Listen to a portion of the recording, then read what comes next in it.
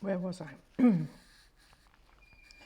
Yeah, I can't keep moving around to get this maximum green thing. I don't think I want. I don't think I want what anyone's going to want to project next to me anyway. Please, no cocks. No gifts, no cocks. How's that? I might have to change the status here. I did actually just want to share what I had for my breakfast, which was a fantastic piece of banana cake with chocolate on top. Excuse me if I struggle some here. And some really good, strong, cold coffee.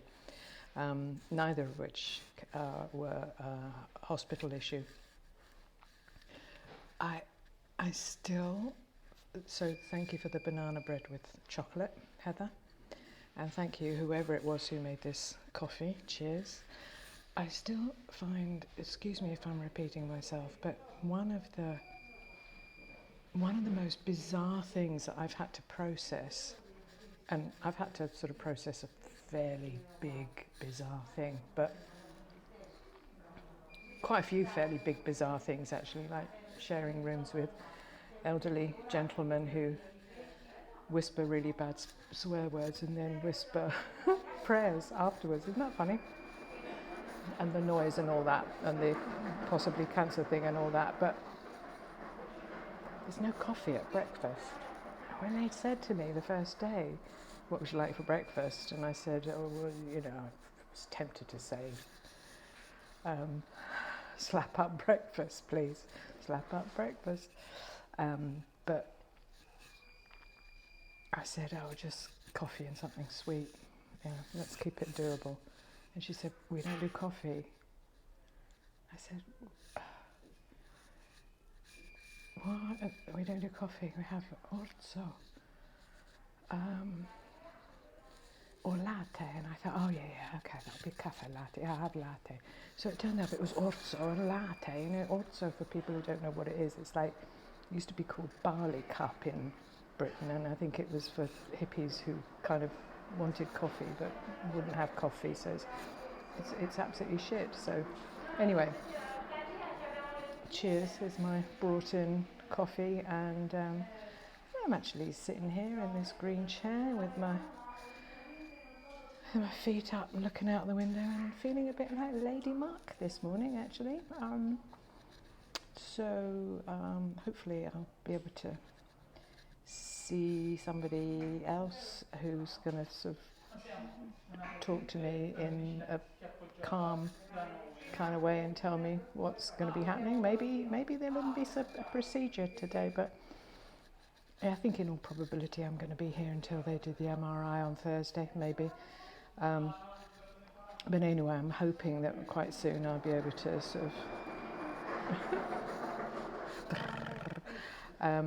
bring some actual news. So anyway, last night I slept all night with my little in-ear earphones like jammed in. I think I've got very small bony ears or something, and listening to an audible book,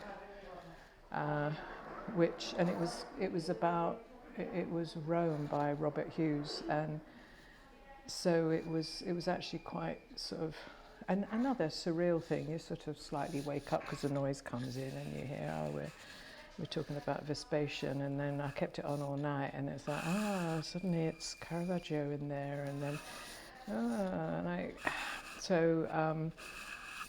so it was, because the thing about choosing a book to go to sleep to is that you need it to be sort of interesting enough to take your mind off from your surroundings or your thoughts, but you don't want it to be so interesting that there's going to be, like, you know, the possibility of Bruce Willis jumping in any minute or something, and it needs to be something that it doesn't really matter. It's if you miss a load, you know. And so if anybody's looking for something, just moving hands, if anybody's looking for a book to sort of fall asleep to, I recommend Becoming by Michelle Obama, because she's just got such a brilliant voice, and it doesn't matter if you miss anything, you know, or anything by Charles Dickens, with somebody who's got a nice calm voice, because with Charles Dickens you know that there's going to be so much shit that goes down and it'll all be fine in the end.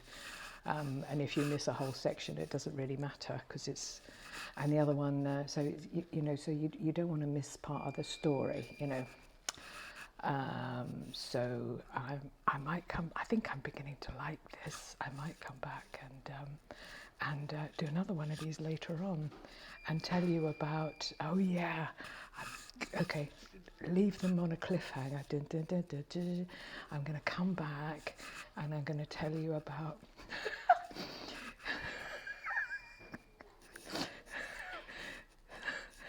Throwing my dirty washing out of the window. No, I better tell you now. Throwing my dirty washing out of the window.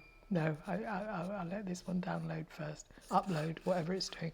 Throwing my dirty washing out of the window for Harry to catch, so he could take it away, because he's not allowed to come in here.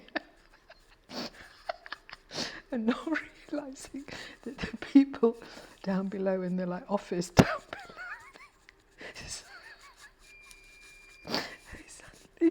they suddenly see this excuse me, this thing flying past their window, and they probably think it's somebody sort of disposing of a baby or something. Coming to the window going, what the actual fuck's going on? Anyway, it was really, really funny. Fortunately, Harry used to be in all the sports teams at school, and he's really good at catching things, but he said by the time it got down to where he was below and caught it, it was actually really heavy. Might have put his wrist out of joint, doesn't matter, got rid of my dirty washing.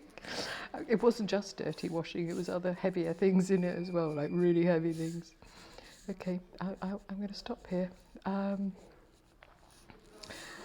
May the 4th be with you.